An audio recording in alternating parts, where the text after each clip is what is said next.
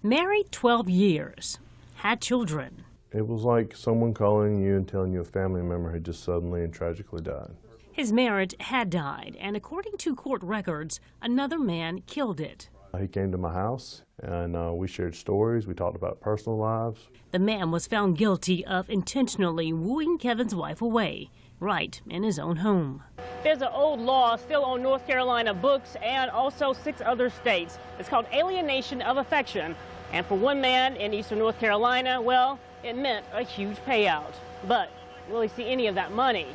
Kevin Howard is that man, and in this Pitt County courtroom, he sued the man his wife had an affair with and won a judgment of $750,000. I filed the case because I feel it's very important that people understand that the sanctity of marriage is important, especially in this day and age when people question everyone's morals, people question everyone's viability as a person, and the state backed me up on it. If the defendant can't pay, it turns into debt owed and appears on his credit report.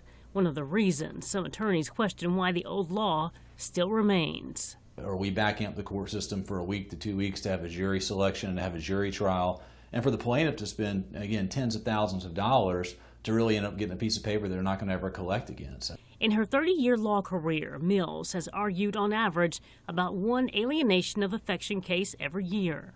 Attorney Kelly Gonzalez thinks this should be the last year.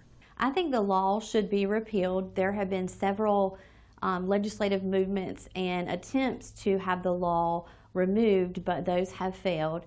The old law is from the 1800s and follows English law dating back to 1745, when wives were considered property.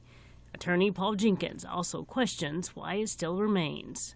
I think it's somewhat antiquated and old in nature. Today, either husband or wife can sue someone they believe damaged their marriage. The defendant, he did things purposely. He would visit with her when I was at work.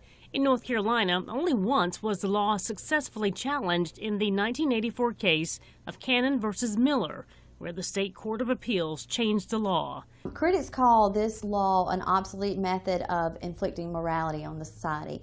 One of the reasons for the law is to uphold the sanctity of marriage, but studies have shown that the impacts of this law do not do that. After the brief death of the law in 1984, the state Supreme Court reversed the lower court's decision and harshly criticized the court for its actions.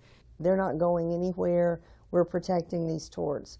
Perhaps protecting your marriage. I have scars, and I still have a lot of healing to do.